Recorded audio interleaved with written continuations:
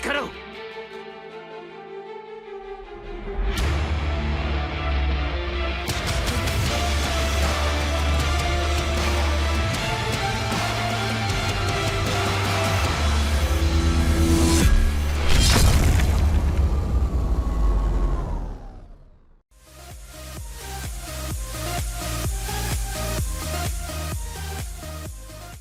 Endlich ist es soweit, endlich haben wir ein Release-Date und wieder mal 5 Tage vor Release erfahren wir das Datum. Also das ist so random, muss ich einfach wirklich nochmal betonen, wie random das einfach ist. Am 8. März kündigen sie das Update an, auf das man seit einem halben Jahr wartet. 5 Tage vorher. Etwas crazy. Der Vorteil davon ist, dass man jetzt nicht mehr lange warten muss, aber wir haben ja schon lange gewartet, deswegen ist das nicht wirklich ein Vorteil. Auf jeden Fall Reborn Expansion Flyff Universe .1.2 0 ist draußen am 13. März. Hier sind nochmal die ganzen 5 Dungeon-Bosse, die man sieht. Alle bereits bekannt aus Flyff PC, leider. Aber zumindest in neue Dungeons gesteckt oder in, naja, relative neue Dungeons. Und dieses PDF, das könnt ihr euch einfach im Discord runterladen. Das ist, oder auch auf der Website, ist frei verfügbar. Werden wir jetzt einmal durchgehen. Es besteht aus 34 Seiten, aber es ist gar nicht so umfangreich, weil es sind eine Menge Bilder drin und so. Das heißt, wir haben gar nicht so viel Text eigentlich tatsächlich. Genau, ich habe es mir jetzt vorher auch noch nicht wirklich angeschaut, deswegen gehen wir es jetzt einfach mal zusammen durch. The new dungeon system being introduced in this expansion covers a large portion of the new content and has many smaller components that will be explained. Dungeons will include different difficulties, dungeon curses, rankings and various drops that you can expect to see. Also eigentlich, das sind größtenteils auch Infos, die wir eigentlich schon kennen übrigens. Wer jetzt die letzten Wochen die Streams und so und die Neuigkeiten mitverfolgt hat, also seit Anfang Januar ungefähr, der kennt eigentlich nahezu alles schon. Inside each dungeon there will be an objective tracker, das ist das hier, which indicates the status of the current objective as well as the time remaining to complete the current objective. Also man hat immer ein Zeitlimit und hat halt eine Aufgabenliste, die man abschließen muss. Difficulties. All dungeons including Meteonica, Clockworks, Iblos, Linus and all the Flaris dungeons now have a different difficulty that you may choose from. The difficulty selected will affect the strength of the monster inside the dungeon, as well as the rewards. The harder the difficulty, the better the rewards. For the 5 brand new dungeons, the difficulty levels affect the minimum and maximum required levels for entry. This means that as a level 140 player, you will be able to enter every dungeon at the appropriate difficulty that matches your level. Also im Endeffekt, es gibt einfach Schwierigkeiten, die sind an Level gebunden und es gibt einen Dungeon zum Beispiel, das sieht man gleich in der Übersicht ganz gut, den kann man nur auf der höchsten Schwierigkeit machen. Einfach nur, weil es halt auch nur für das Level verfügbar ist. Genau, so sieht das Interface aus von den Dungeons. Das kennen wir eigentlich auch schon. Also es ist jetzt eigentlich nichts wirklich Krasses. Es ist einfach so eine Übersicht, wo man auch die Flüche dann auswählen kann und die Kosten davon sieht und was sie für Effekte haben. Dann haben wir die ganzen Dungeons, die bisherigen quasi, aufgelistet. 4-mal Party, 2-mal Gilde und dann am Ende nochmal Party mit den entsprechenden Cooldowns. Also hier gibt es keine Änderungen, das ist alles unverändert im Endeffekt. Und alle neuen Dungeons kann man entweder alleine machen oder mit einer Party, weil Solo eigentlich keinen Sinn ergibt, weil selbst wenn du Solo bist, bist du trotzdem mit einer Party, weil wer will denn eine Dungeon farmen ohne Party-Skills? Also, aber just saying. Cooldown 1 Stunde aktuell. Könnte mir echt noch vorstellen, dass sie das ändern werden, aber man wird sehen, wie sich das entwickelt.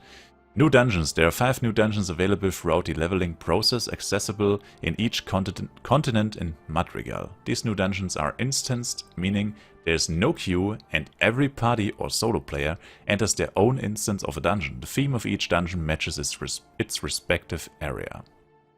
To enter in the new dungeons, there will be a dungeon coin cost for the players entering and for the player creating the instance.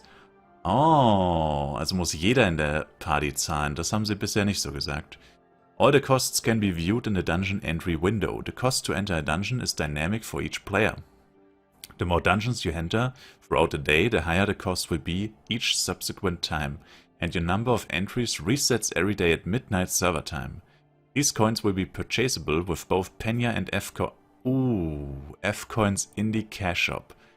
Okay, bis jetzt kannten wir wirklich alles, also keine Neuigkeit bis jetzt, bis zu diesem Absatz. Also allein das Betreten kostet Coins, das ist neu. Oder das war nicht sicher bis jetzt, sag ich mal. Nicht eindeutig, haben sie das bisher nicht eindeutig gesagt. Jetzt ist es nicht nur so, dass es auf jeden Fall was kostet, reinzukommen. Jeder in der Party hat die entsprechenden Kosten. Nur halt ist es davon abhängig, ist es heute ein 1. oder 5. Dungeon. Das wird dann quasi dynamisch kalkuliert für jeden einzelnen Spieler. Deswegen hat jeder seine eigenen Kosten, was total Sinn macht auf jeden Fall auch. Aber das ist crazy. Und dass man die für F-Coins kaufen kann, ist auch crazy. Oh je, okay. Cooldowns and numbers of entries are shared between all dungeons. Every day players will have two free entries plus one if they have an extended Battle Pass. Nur einen? Damn. Lohnt es ja gar nicht, einen Battle Pass zu kaufen. Kappa. Amongst other drops, each dungeon will drop a variation of the new weapon-piercing cards. The cards that drop depend on the level of the dungeon, where lower-level dungeons are more likely to drop lower-tier piercing cards and higher-level dungeons are more likely to drop the higher-tier piercing cards. However, there's always one dungeon with the best drop rate for a given card tier. For example, while all Nightmare difficulty dungeons can drop A cards, Storm Peak has the highest probability. Auch hier eine neue Info. Bisher hieß es in den Streams, dass der loweste Dungeon nur die loweren Karten droppen wird. Und jetzt heißt es, alle Nightmare Dungeons, also auch der loweste Dungeon auf Nightmare Schwierigkeit, kann A-Karten droppen. Also tatsächlich auch hier was Neues, was bisher ganz anders kommuniziert wurde. Was natürlich cool ist für High-Level-Spieler. Aber ja, schwierig, sag ich mal. Aber gut, ich meine, es wird wahrscheinlich so sein, dass du trotzdem in Laren Chasm quasi nie A-Karten droppen wirst. So verstehe ich das jetzt zumindest. Also, du wirst vielleicht mal eine droppen, das ist halt aber ultra lucky. Also, sollte man wahrscheinlich nicht damit rechnen. The dungeons also come with various new mechanics, some of which are explained in a new mechanics section. Each dungeon comes with new music and some new sounds, so make sure to experience them with your audio on. Niemand spielt Flyff mit Audio on, aber nice try. Nice try. The levels and difficulties available for each dungeon are as follows. Gut, das ist eigentlich logisch. Jeder Dungeon Mindestlevel geht eine Kategorie nach oben und deswegen ist der höchste Dungeon nur auf der höchsten Schwierigkeit verfügbar, logischerweise. Ja, ist eigentlich, denke ich mal, ziemlich logisch. Und den lowsten, wie soll man sagen, na, egal. Ja, man sieht's, ich glaube, da braucht man nichts erklären, das ist eigentlich ziemlich eindeutig. Die Monsters in these dungeons have no level. Ist das neu? Ich glaube, ja. They are balanced according to the required entry level, but they do not interact the same way as other monsters in terms of level difference penalties. The monsters do not have any damage reduction based on level difference. Das war bisher in den Streams auch ganz sicher nicht so. So their damage is not affected by your level at all. They also have no drop penalties based on level difference, so it doesn't matter what level you are. If you can enter the dungeon, you have the full drop rate potential. Interesting. Also die Monster haben kein Level, keine Drop Penalties und keine Damage Reduction whatsoever. Okay. Hört sich eigentlich ziemlich gut an, muss man sagen. Laren Chasm. Laren Mountains, Flaris, Base Level 16 to 30. Rises Catacombs, Garden of Rises, Base Level 31 to 60. Envy Depths, Case of Envy, Darkon 1. Base Level 61 bis 90. Guardian Sanctuary, Darkon 3. Base Level 91 bis 120. Und Storm Peak, Frozen Lakes, Asria, Base Level 121 plus. Alright. All the new dungeons will have available dungeon curses to choose from before creating the instance. The dungeon curses may differ between each dungeon and even each difficulty of the same dungeon. Curses apply a negative effect of to the dungeon, while applying a corresponding positive effect at the same time. At a dungeon coin cost. Only the creator of the dungeon instance is able to select curses and the extra dungeon coin cost associated with the curses is taken from the creator. Also der Party-Lead im Endeffekt, also derjenige, der die Dungeons erstellt, trägt die Kosten davon, muss man dann halt absprechen logischerweise, und nur er kann die Curses auswählen. The exact values on the negative and positive effects can differ between difficulties in dungeons. For example, some curses grant extra drop rate for all monsters inside a dungeon, ranging from as low as 1% to as high as 10%. The cost of each curse varies based on how rewarding the positive effect may be, and you may enable any amount of curses at the same time. Once inside the dungeon, all active curses can be seen on any monster's target UI. Also, die Kosten sind variabel, abhängig davon, wie gut der positive Effekt ist. Man kann unendlich oder alle Curses zeitgleich aktivieren, wenn man das möchte. Genau. Und sie sind halt einfach unterschiedlich in dem, was sie bringen, logischerweise. Dungeon curses can change the experience of every run very heavily, depending on which curses are enabled. enabled. The more you invest into the run, the more returns you can expect. While we will add more and more curses over time, here are some of the currently available curses. Gut, die brauchen wir uns jetzt, glaube ich, auch nicht angucken, weil tatsächlich... Erstens sind das nicht alle, genau. Das sind nicht mal ansatzweise alle, oder? Das sind... Was sind das? 8? Ich glaube, es gibt... Ja, ich glaube, es gibt tatsächlich 9. Sie haben tatsächlich einen weggelassen, den man bisher zumindest schon gesehen hat. Ja, aber hier stehen halt auch nicht die Dinger dabei. Also hier steht halt quasi But have increased drop rates. Aber da das ja sowieso alles variabel ist und eh nicht in jedem Dungeon verfügbar, macht das jetzt, glaube ich, nicht Sinn. Also wer es interessiert, kann ja kurz Standbild machen oder, wie gesagt, sich eh selber angucken. Im Endeffekt, die Monster werden stärker. Also hier zum Beispiel haben die Monster mehr Crit-Chance, aber geben mehr Erfahrung. Monster mehr Angriff, aber geben mehr kriegen mehr Damage. Und so weiter. Also es ist halt, ja, braucht man jetzt nicht auswendig wissen, sag ich mal. Genau. Dann Pet Cages. The new dungeons also all include a new type of interactable. Pet Cages. These are cages located somewhere on the map which have a chance to include a raised pet inside, with all levels set to 1. Each dungeon has 2 pet cages. One somewhere along the middle of the dungeon and one somewhere by the boss. These pets can serve as introductory pets for lower-level players or be used as sacrifices for rerolling other pets. Also Pet Cages haben wir uns ja auch schon angeschaut, sind einer in der Mitte des Dungeons und einer in der Nähe vom Boss. Alle Level sind immer 1, also auch wenn man ein S-Pet kriegen sollte, alles Level 1, nur zum Rerollen quasi. Oder wenn man halt gar kein Pet hat, dann kann man es halt als erstes Pet benutzen sozusagen. The cages found in each dungeon are the same, no matter the difficulty level. So in all difficulties of Larenchasm, for example, there's only an E tier and a D tier pet cage. To open a pet cage, you need a cage key. There are 3 types of keys which open 3 different types of pet cages. The types of available pet cages are E, D, C, B, A, S. Also alles außer F im Endeffekt. Genau. Und naja gut, ist ja auch logisch, aus dem B kriegst du B, aus dem S kriegst du S, bla bla bla. The keys required to open each cage and the location of each pet cage are as follows. Pet Cage E, nur in leeren Chasm. Pet Cage D, nur leeren Chasm und Rises Catacombs, dafür braucht man einen Low Key. Dann C ist ab Rises Catacombs und Envy Depths. Und B ist nur in Envy Depths und Guardian Sanctuary, dafür braucht man den silbernen, den mittleren. A-Key fängt in Guardian Sanctuary an und Storm Peak und S ist nur in Storm Peak. Und dafür braucht man den High Key. The chance of a pet cage to contain a pet depends on the cage in the dungeon it is found in. Oh, so ist es nicht 100%. It is always either 50 or 25%. The lower tier pet cage in any given dungeon is 50%, while the higher tier cage is 25%. For example, in Guardian Sanctuary, the B tier pet cage has a 50% chance to contain a pet, and the A tier pet cage has a 25% chance. In Storm Peak, the A tier pet cage has a 50% chance to contain a pet, and the S tier pet cage has a 25% chance to contain a pet. Ja gut, macht Sinn. Also immer der bessere von beiden hat eine 25% Chance, dass überhaupt ein Pet wirklich drin ist. Und der niedrige hat eine 50% Chance. Und da ja immer 2 Cages drin sind, hast du eigentlich eine ziemlich gute Chance, aus jedem Dungeon ein Pet zu kriegen. Und wenn du Glück hast, sogar 2.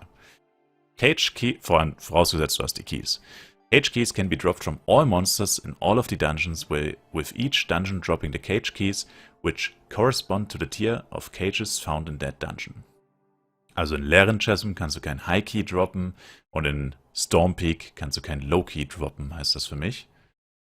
Dann New Quest Lines. As part of the Dungeons update, there are 61 new quests related to the dungeons and their story. These quests expand on the Flyff story and will guide players throughout each dungeon and its parent region. Each of these quests can be completed regardless of your level, as the requirements work for all difficulties of a given dungeon. For example, the Mystery of Larenchasm can be completed by running Larenchasm at any difficulty. These new quests grant various types of rewards from experience to different kinds of select boxes. Get started with the new story by taking the quest Rumble in the Mountains from the Flarine Mayor. Okay, also die neuen Quests fangen beim Flares Bürgermeister an. If you're more interested in each individual quest, you can find more information through our API once it is updated. Or on one of the various community wikis that are available thanks to our wonderful developer community. Rankings. All the new dungeons will now have rankings for completion time, updated every 5 minutes, which can be viewed through the ranking button at each dungeon NPC. Rankings are sorted by completion time, with the fastest runs being ranked at the top. Aber was bringt das? Also ist das nur zum Flexen quasi.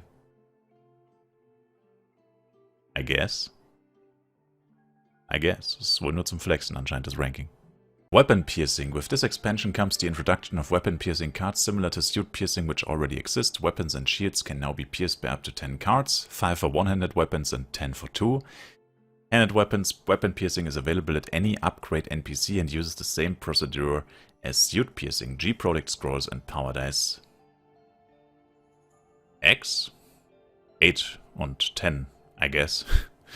These weapon piercing cards have a minimum target item level, meaning you cannot use a fire card A on a wooden sword, for example. Ooh, interesting. Piercing probability, one-handed weapons and shields. Wait, what? 3,13? Das ist ja 10 Socke kriegen ultra einfach. What? Unlike suit piercing, weapon piercing does not use the existing percentage cards such as lightning card 7%, but instead use new elemental themed cards, fire card B, water card A. These cards range from D to A being the most powerful. The stat distribution of the cards is outlined in the following table. Alright, wir haben 7 Karten. STR und Decks einzeln. Es gibt nur STR und nur Decks. So viel zu den Leaks, by the way. Wieder mal komplett falsch gewesen. Wind Card, Crit Chance plus 1,5, Attack Speed plus 1,5. Water Card, Int plus 6. Land Card, STR plus 6. Lava Card, Block Penetration plus 3, Crit Damage plus 3. Und Volt Karte, 1% Skill Damage und FP-MP Consumption Decrease plus 3. Puh. Das ist echt nicht so heftig tatsächlich. Also das heißt, das Maximum an Crit Damage zum Beispiel wäre 30%. Das Maximum an Crit-Rate 15. Das Maximum pro Stat 60. Ohne irgendwas zusätzlich. Oder 10% Skill Damage, was auch tatsächlich gar nicht so heftig ist. Das ist tatsächlich gar nicht so krass dann. Also, das ist echt gar nicht so krass, muss man sagen. Kann man jetzt echt nicht beurteilen, ob es gut oder schlecht ist. Auf den ersten Blick würde ich persönlich sagen, dass es eher gut ist. Dann das PK Rework. After lots of feedback over time, the current PK system has been completely reworked to mend some issues and improve the PK experience in Flyff Universe. With the new PK system, it is going to be mainly centered around PK chips. First off, it is no longer possible to drop your equipment or items when you die on the PK channel. Hallelujah. The only thing you drop when dying is a portion of your PK chips. These chips can be exchanged at Chip Merchant Vaforu in Northern Florine for various items such as name, Color, Change Scrolls. Damn. Ich dachte gerade, da steht jetzt Name or Color Change Scrolls, was überhaupt keinen Sinn ergeben würde. Various cosmetics that will be expanded over time, and a one-day Kibaras ticket, giving you access to Kibaras, which is now a level 16 to 140 leveling zone with a global 10% extra experience modifier. Ob sie die Mobdichte verbessert haben, wer weiß. PK chips can be obtained in 2 ways. Killing any monsters outside of dungeons on the PK channel can drop PK chips, and killing other players can drop a portion of their PK chips. The number of PK chips that drop from a player once killed depends on how many kills they currently have and how many PK chips they currently own. The more kills a player has, the higher percentage of their PK chips they will drop. Using a scroll for gift from the PK chip merchant can recover your karma, or you can reduce it with time. Notably, PK chips cannot be stored anywhere outside of your inventory. And an important difference between the PK channel and other channels now is that dying to other players on the PK channel does not reduce your experience. Wow. Dass man das extra hinzufügen musste. Das sind, by the way, keine neuen Icons oder Items. Die sind wieder mal von Flyff Legacy importiert. Das sind Ruhm- und Ehrenabzeichen aus Flyff Legacy. Also im Endeffekt, PK-System funktioniert jetzt hauptsächlich nur noch über die PK-Chips. Man farmt Monster und eventuell andere Spieler für PK-Chips auf dem PK-Channel. Was jetzt hier nicht steht, ist, ob die Städte noch Safe Zones sind, aber ich schätze mal schon. Ansonsten, man kann kein Equipment mehr droppen, man verliert keine Erfahrung mehr, wenn dann andere Leute töten. Und Kebaras ist jetzt eben ein Levelgebiet und das Ticket dafür gibt es eben für PK-Chips bei diesem Händler, der auch die Red Chips tradet sozusagen. Und ja, das war's eigentlich auch schon. In Dungeons kann man keine PK-Chips kriegen. Und ja, das sind eigentlich so die Änderungen. Die Secret Room and Forsaken Tower. The classic Secret Room experience is back to Flyff Universe, where guilds can compete every week in a PvE competition. Up to 40 members of your guild can participate in the Secret Room dungeon once per week. A structural difference between this version of the dungeon and the original is that guilds can choose any time that suits them best to run the dungeon throughout the week. Rankings will be updated accordingly at the end of each week based on the runs from that week. In the Secret Room you are tasked with killing a lot of strong monsters and defeating the final boss Asmodan. The goal of the competition is to complete the dungeon in the shortest amount of time possible. Some of the top guilds each week will receive rewards such as a tower ticket, which is a level 25 to 140 leveling zone, similar to Kebaras, which has a global 10% experience modifier. There's also a very small chance for Asmodan to drop cosmetic items such as brand new Asmodan fashion pieces and weapon skins.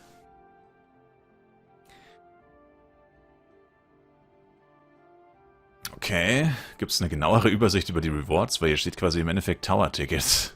Muss ja doch ein bisschen mehr sein, aber gut. Forsaken Tower. The Forsaken Tower will also be available in Northern Florine, which provides another method of leveling. All the tower floors are instances which can be entered as a party or solo with a maximum time of 2 hours. An important aspect of the Forsaken Tower is the new daily quests that come with it. There are 20 new daily quests associated with the tower, which provide experience and penya. You can now view your daily quest through the Daily tab in the Quest Window. Oh, okay, also die kriegt man dann auch automatisch. Interesting. Man sieht hier nicht, welches Level derjenige ist, kriegt aber 5% für diese Daily Quest und 140.000 Penya. Die Frage ist halt jetzt nur das folgende. Hier steht ja, man braucht ein Tower-Ticket, vielleicht kommt das jetzt noch. Um überhaupt reinzukommen, also wenn du das Tower-Ticket nicht hast, kannst du gar nicht reingehen, oder was? Ja, also so verstehe ich das. Also du musst im Secret Room mitmachen, um überhaupt in den Tower und an die Dailies zu kommen. I guess. Optional Master Quests. Using the regular quest system, players will now be able to get the new Master Quests at Master Quests Layla, allowing them to go back to lower levels. Die steht ganz im Süden von Darkon 3, hinter Guardian.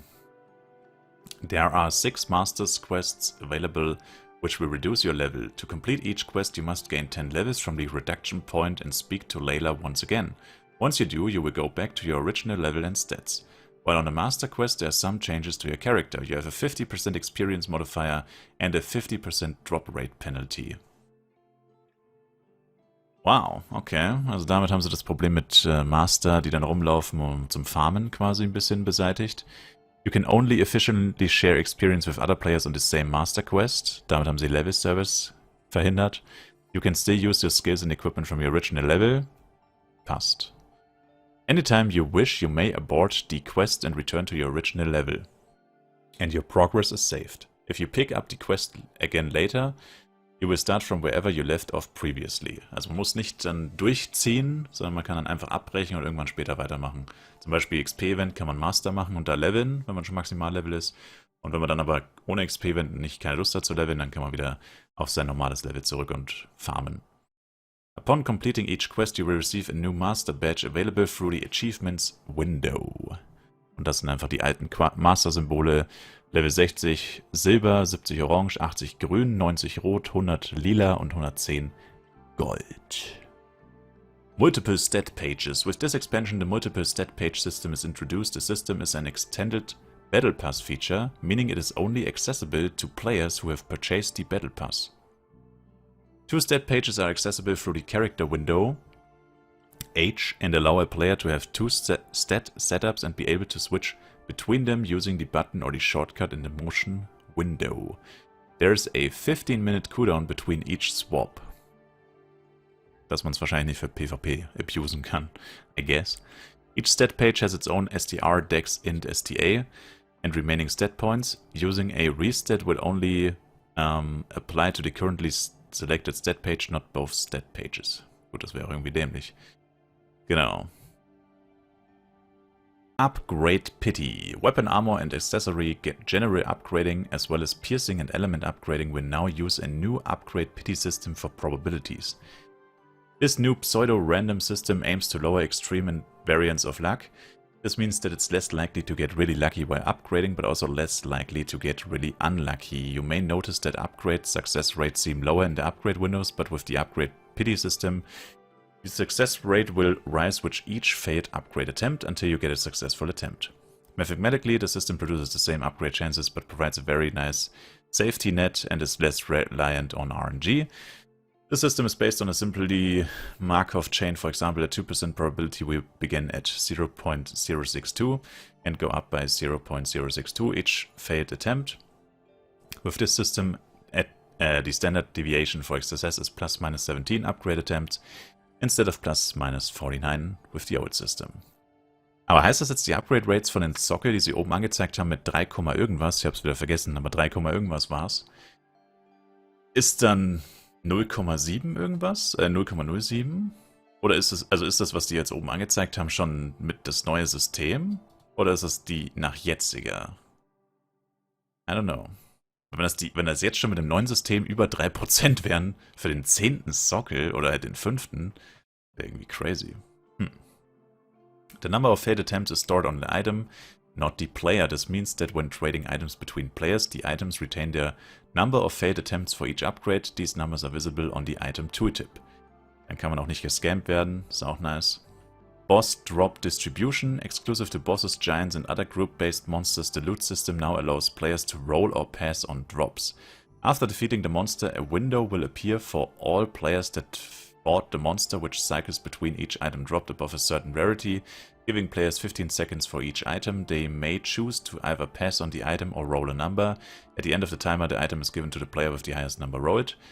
If every player passed on an item, it is given normally to the killer of the monster. If there's only one player fighting the monster, all items drop on the ground normally.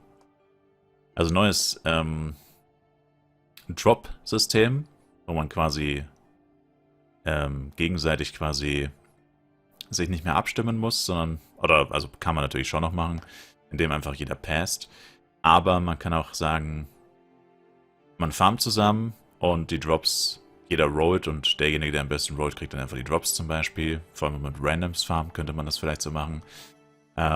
Je nachdem, wie man das machen will, aber auf jeden Fall sorgt es halt dafür, dass man jetzt mit random Leuten besser farmen kann, ohne gescampt zu werden. Wobei ich kenne eine Methode, mit der man da trotzdem noch ziemlich gut gescampt werden kann, aber werde ich jetzt hier natürlich nicht sagen. The checkboxes at the top of the window indicate the number of players rolling for the item and how many of them have made a decision. Okay. Piercing removal selection. It is now possible for players to choose the piercing card to be removed, thus avoiding losing all the cards they had placed after. However, the removed card remains permanently lost. Das heißt im Endeffekt einfach nur, wenn man 10 Karten jetzt zum Beispiel in der Waffe hat oder auch bei Suits, man hat 4 Karten drin. Die erste Karte ist eine Lightning 4, danach 3 Lightning 7. Konnte man vorher quasi nicht auswählen, ich will die 7er behalten und die 4er wegtun, sondern musste alle Karten entfernen, also auch die 7er, um die erste 4er rauszukriegen. Und jetzt kann man einfach aussuchen, welche Karte entfernt werden soll. Ja, ein gutes Update. New Cosmetic Drops. There's a large and growing variety of cosmetic items that will be available as loot from monsters throughout the game at a very rare chance. Most of the cosmetic weapons will have a special attached VFX enhancing their visuals. Genau. Damn, da ist das Asmodan CS. Man sieht quasi einfach aus wie Asmodan in klein. Nicht schlecht. Asria-Bogen. Envy-Deft Stab. Schwerter aus Guardian's Sanctuary, Rises Catacombs, Yo-Yo. Alright. The special effects on these weapons are separate from all other effects, meaning that element effects will be applied in addition to them. If you transmute a weapon into one of these skin weapons, the special effect will be visible. Ah, okay, das war eine Sache, die ich mich gefragt habe, wenn man die Sachen skinnt, ob dann der Visual Effekt, weil das ja dann nicht mehr dieses Item ist quasi, auch noch zu sehen ist, aber die Antwort ist ja, ist er. Nice. New mechanics. Without spoiling where these mechanics are ahead of time, a portion of development time was dedicated to creating new mechanics and putting a lot more thought into existing mechanic applications for various monsters and bosses, especially in the new dungeons. You can expect to see some new behavior from some of the monsters and bosses besides the regular shape attacks that you already know. While you may see similar mechanics to ones you have seen before, many of the mechanics in the dungeons will require more thought and strategy to combat, as opposed to being a binary situation where the only right option is to exit the region of attack. Also Monster kriegen neue Angriffsmuster, Angriffsbefehle, Angriffsmechaniken, die nicht einfach nur darauf basieren, roter Kreis, renn weg, sondern mehr Taktik. Avenger. With the Avenger mechanic, monsters can receive special buffs if another specific monster dies nearby. For example, if you kill a small Ibot near an Ibot, the Ibot will receive a special buff called Pack Tactics, greatly increasing its attack power. Once a monster receives an Avenger buff, a special effect plays to indicate the monster receiving the buff. Okay. Ich glaube, das hier mit Ibots ist nur eine Demonstration, weil sie sprechen ja hier oben hauptsächlich von Dungeons. Oder especially in the new Dungeons. Also mal gucken, was davon in der Open World, wenn überhaupt, verfügbar sein wird. Lifelink. Monsters that could previously summon other monsters now have the ability to lifelink with them.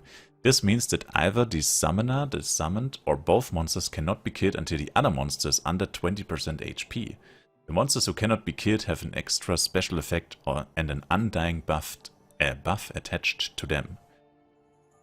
Also wenn jemand ein Monster beschwört, dann hat er quasi jetzt, also zum Beispiel Giant Mushboy spawnt Captain Mushboy, I guess, oder hier in dem Fall einfach Ibot und Small Ibot. Du musst beide low machen, beziehungsweise ein bestimmtes von beiden low machen, um das andere zu killen. Wow. Oder sogar beide. Crazy. Explode on death. Monsters with this attribute will explode upon dying, dealing damage to surrounding players. Sehr realistische Situation. Sehr realistische Situation.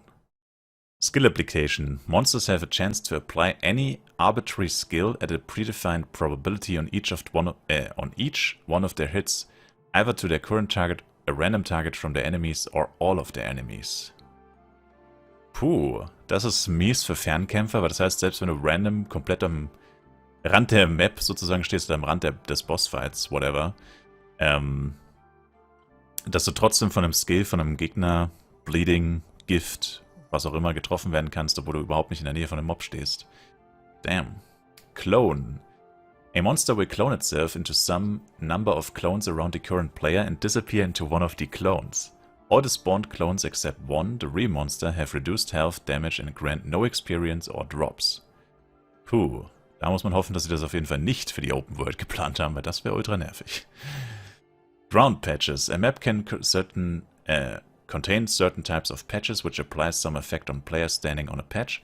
For example, an ice patch will slow down players on top, or a burning patch will burn and apply damage over time to players on top.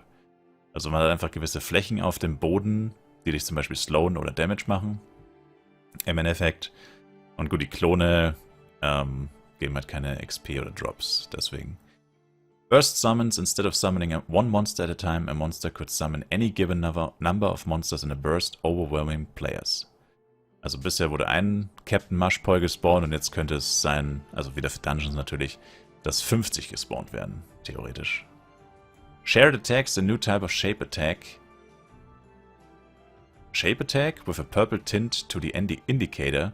Shared Attacks damage is dependent on how many players are inside the region of the attack. The final damage is split between all the players inside the region. Okay. Also im Endeffekt einfach ein Boss-Skill. Bisher das gleiche.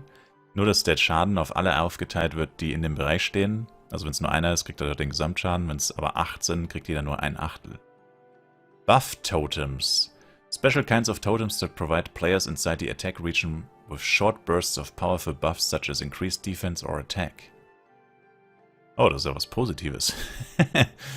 Also es gibt Buff-Totems, die einem zum Beispiel Attack oder Defense buffen können. Damn.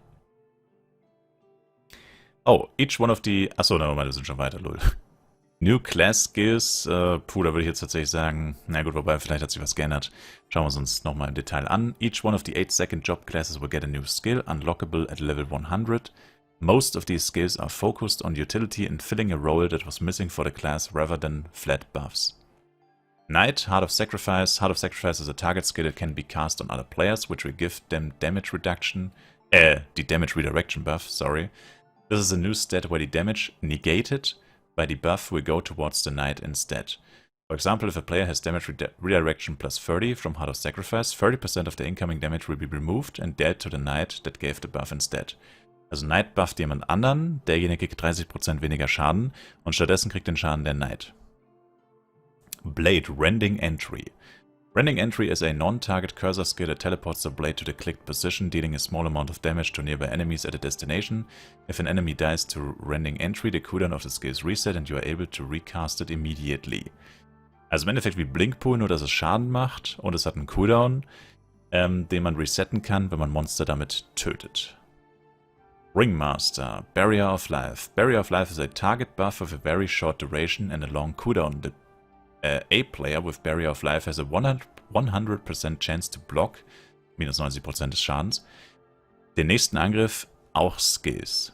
Also bei Giants oder bei Bossen sehr hilfreich, wenn ein starker Skill kommt und der Tank vielleicht einfach nicht so schnell rauskommt oder so, oder sich nicht darauf fokussieren muss, dann kann ein RM vielleicht ihn noch buffen und stattdessen der RM rauslaufen oder so. Once a player with Barrier of Life takes any amount of damage, even 1 damage, the barrier is removed. This skill is aimed towards anti-tank buster utility in PvE and PvP protection against strong attacks requiring good timing and coordination because of how easy it is to remove the barrier from a player, as well as how short it is. Also man muss es quasi gut timen, weil jeder Schaden, den der Spieler als nächstes bekommt, die Barrier removed. Das heißt, man muss sich wirklich sicher sein, dass der nächste Attack eben zum Beispiel dieser starke Attack ist, den man auch wirklich blocken möchte. Billposter, Suri's Tenacity. Suri's Tenacity is a short self-buff which provides immunity to stuns and roots as well as increased incoming healing. However, while Suri's Tenacity is activated, you cannot use any skills. The skill is a great tool for the one-on-one playstyle, providing you with short bursts of safety. The increased incoming healing stat, which is new, works on food items, healing from other players, as well as lifesteal. Also man macht sich im Endeffekt immun gegen CC, kann man so sagen, falls ihr das kennt, also Crowd Control. Und man hat erhöhte Heilung. Aber kann keine Skills mehr benutzen. Jester. Jester's Blast is a target AoE skill. Upon using the skill on a target, the Jester plants a time bomb on the target which explodes after a short duration, dealing damage to nearby enemies. If a target dies while having a bomb attached to them, it will immediately explode. The time remaining until an explosion is indicated in a visual countdown above the target. If the Jester reapplies Jester's Blast on a target that already has an attached bomb, the attached bomb will immediately explode and a new bomb will be applied. Using a Scroll of Holy or Gvurtiala while having a bomb attached will remove the bomb and it will not explode. Ja, also im Endeffekt kann man, also eigentlich fast unverändert von dem, wo sie es uns zum ersten Mal gezeigt haben. Man kann quasi jetzt eine Bombe auf ein Monster platzieren. Und dann noch eine Bombe, dann explodiert die erste Bombe und es wird wieder eine neue Bombe platziert, also so eine endlose Verkettung von Bomben im Endeffekt, mehr oder weniger. Und genau, das Ganze kann man mit dem Cooldown und so timen, der angezeigt wird. Hört sich ganz interessant an, aber muss man mal ausprobieren, wie sich das so spielt. Ranger Boom Burst is a target AoE skill. It is a long-range shot that sends a shockwave in an area around the target, knocking enemies down. Fly back. Boom Burst does not deal a lot of damage, but provides a considerable crowd control utility on a long cooldown, which can be useful in some scenarios. Also einfach ein AoE-Skill, der alle Gegner umschmeißt, sozusagen. Elementor, Eye of the Storm. Eye of the Storm is a target skill that summons a tornado around yourself, pushing back enemies at a certain radius around yourself. The initial cast of the skill pushes back nearby enemies and then summons a wind wall that blocks others from getting too close to people inside the radius of the wall. Also so ähnlich wie ein Schild, nur dass er halt auf dem Boden platziert ist und man sich reinstellen muss sozusagen und eine gewisse Anzahl von Schlägen oder von Monstern, die rein wollen, sozusagen blockt und sobald alle Leben der Barriere aufgebraucht sind, wird sie aufgelöst und man müsste halt eine neue dann casten. Und man kann halt auch eine ganze Gruppe von Spielern darin platzieren sozusagen. Psykeeper Gravity Well. Gravity Well is a non-target spell that is casted where your cursor position is. Upon casting you will create a circular area that slows enemies by a significant amount. The Gravity Well remains in its original position and does not follow a target. Enemies who walk into the area of effect will subsequently be slowed. Also einfach ein Slow, den man auf eine gewisse Position castet und im Endeffekt so ähnlich wie Merkaba, nur dass du mit dem Cursor kontrollierst, wo es gecastet wird und sich dann halt auch logischerweise nicht davon wegbewegt, sondern dort bleibt, wo es platziert wurde. Graphics Engine. The expansion comes with a variety of upgrades and improvements to our graphics engine, from water to VFX. Most of the new graphic features have a new setting in the improved options window related to them in case players would like to turn off specific settings, which will be outlined below. Water. The changes to the water will be the most noticeable amongst the graphic improvements. In this update, water now has the following features: reflections of the scene on the surface, distortion on the surface color based on the depth of the water and environmental lighting, underwater screen discoloration, underwater screen distortion. In the Graphics tab of the Options window, toggling advanced shaders will either enable or disable the new water, meaning that if you turn off advanced shaders, you will go back to the old water. If the new water is enabled, there is a water quality drop-down in the same tab to control the water itself. The quality of the water changes how much is reflected on the surface of the water as well as the resolution of the reflection. Ganz schön ausführlich dafür, dass sie einfach sagen, im Endeffekt, sie haben ja bessere Wassergrafik gemacht sozusagen. Also ich denke mal, die meisten Leute interessiert das jetzt wahrscheinlich nicht so sehr. Aber ja, ganz schöner Nerd-Stuff, was das Wasser angeht.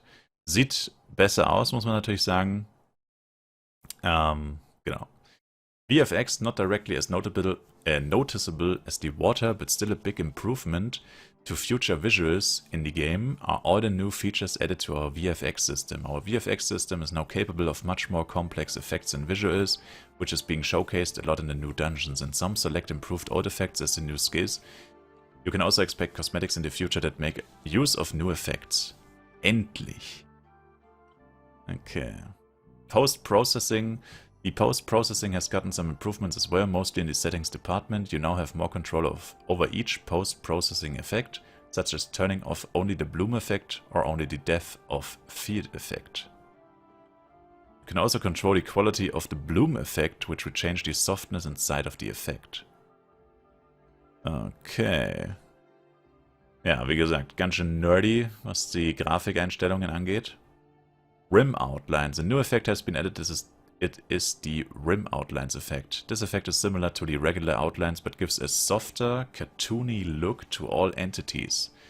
That is players, monsters, and NPCs. This effect can also be toggled in the Graphics tab of the Options window.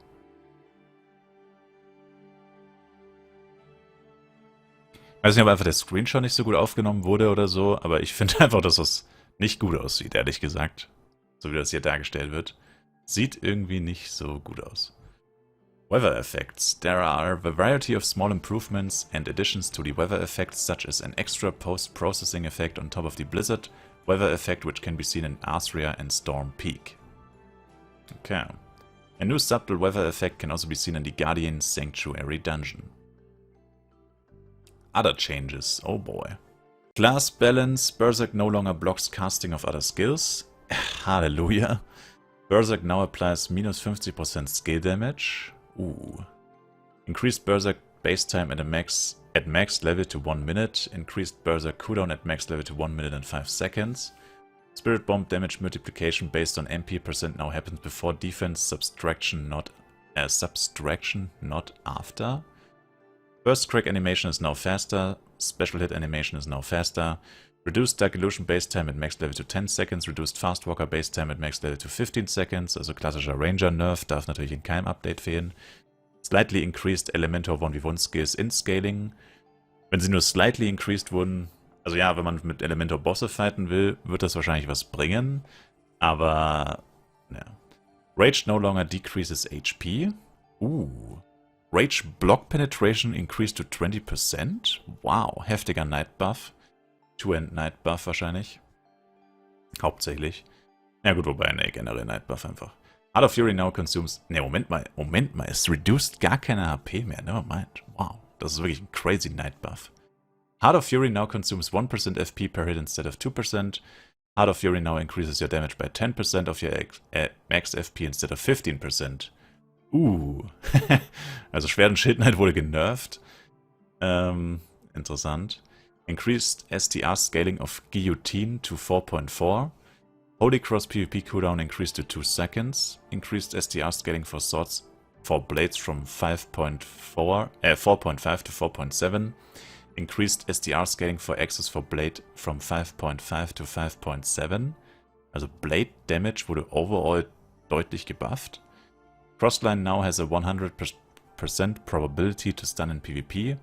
Crossline now has a cooldown in PvP. All unique big swords and axes base attack now match using the big axe's original base attack. Mythical Silver Big Sword's critical resist has been changed to block. Increased Bloody Slayer's critical damage to 60 from 55. Okay. Also bei Knight ganz schön viele Änderungen für Knight auch. Belial's smashing cooldown reduced to 5 seconds and 7 seconds in PvP. Vital Step no longer has a chance to do double damage and has been buffed to do a flat 1.5 damage at max level. Puh, ja, das sind zu viele Änderungen, um auf einzelne einzugehen, würde ich persönlich sagen. Deswegen lasse ich das jetzt einfach mal so stehen. General Balance slightly decreased all power dice drop rates in Madrigal to account for their high drop rate in the new dungeons. Increased max stats increase on +10 armor sets from +3 to +8 and improved the scaling for the 10 upgrade levels. Oh, also bessere Boni für upgradete Sets im Endeffekt. Weniger weniger Power Dice Drops von normalen Monstern, aber dafür mehr Power Dice Drops in Dungeons. Also wer Dungeons farmt, wird am Ende des Tages wahrscheinlich dann genau die gleichen Power Dice haben wie vorher im Schnitt. Und gut, nur Leute, die keine Dungeons farmen, also Bots, werden dadurch bestraft. Was nicht das Bot-Problem löst, das will ich damit nicht sagen. Guild Siege removed all collision objects from the Guild Siege Arena. Oh. Gebora Tiefret is now casted on Guild members rather than Party members were inside the Guild Siege Arena. Oh, das ist auch heftig. Circle Healing is now casted on Guild members rather than Party members were inside the Guild Siege Arena. Heal Rain is now casted on Guild members rather than Party members were inside the Guild Siege Arena. There can now be 6 members per guild inside the Guild Siege Arena. Bugs. Fixed various texts in the Decane Mine questline. Fixed the Guild Siege information window showing an incorrect number of guilds. Fixed descriptions of some mercenary and knight skills. Fixed various floating objects in Madrigal. Fixed an issue causing elemental upgrades on suits not to have as much as impact as intended. Also etwas, worüber sich viele Leute aufgeregt haben. Fixed a bug where you would receive the Level 1 Monster Kill Achievement Reward after a single kill of a monster. Wait, what? Das ist mir nie passiert. Special Hit. Skill Awakening is now available from item level 30 to account for a previous level requirement change, not level 35. Lol.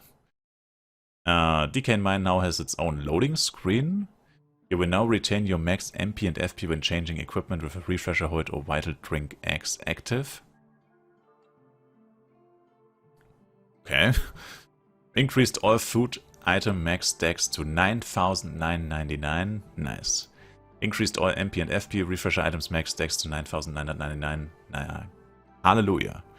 Added new face and hair options to the appropriate makeup NPCs. Added cosmetic items to various monsters around Madrigal. Added a lot of missing cartoon textures. Slightly raised some Madrigal water levels. Oh, um das neue Wasser auch gut zeigen zu können. Unique and very rare item. Die hätten einführen müssen, dass man Wasser ertrinken kann. Das wäre funny gewesen. Unique and very... Vielleicht kommt das auch noch. Unique and very rare items can no longer be picked up by players in the same party if they are not the owner of the drop. In light of the new loot distribution system. Ah, okay, also wenn du was unique oder sehr seltenes droppst, kann das dir keiner mehr abluchsen. Aber wäre für Rare Drops vielleicht auch logisch, weil 4% Karten oder so ist jetzt auch etwas, was man theoretisch einem Partymitglied sozusagen klauen könnte. Was mich persönlich stören würde, wenn mir jemand meine Lightning Card 4 klaut, ehrlich gesagt.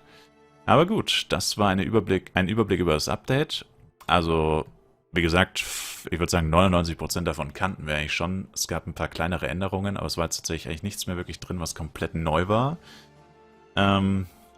Also in den Details natürlich schon, aber gut, viele Sachen wurden uns gar nicht so ausführlich erklärt eigentlich. Ja, ich würde sagen, damit lassen wir das Ganze auch stehen. Das Video ist eh schon sehr lange. Ich persönlich bin der Meinung, alles sehr positiv, gibt eigentlich nicht viel zu kritisieren. Kann man sowieso erst beurteilen, wenn man es gespielt hat, davon mal abgesehen. Auf dem Papier hört es sich auf jeden Fall sehr gut an. Und 13. März ist unser Startdatum, das heißt schon am Montag geht's los.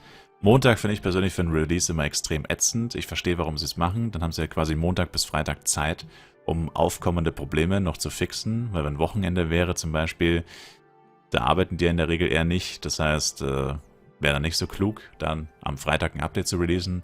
Aber zeitgleich halt für alle anderen Leute, vor allem mit dieser kurzen Ankündigung 5 Tage vorher, ja, schwierig halt dann mit dem Suchten am ersten Tag sozusagen.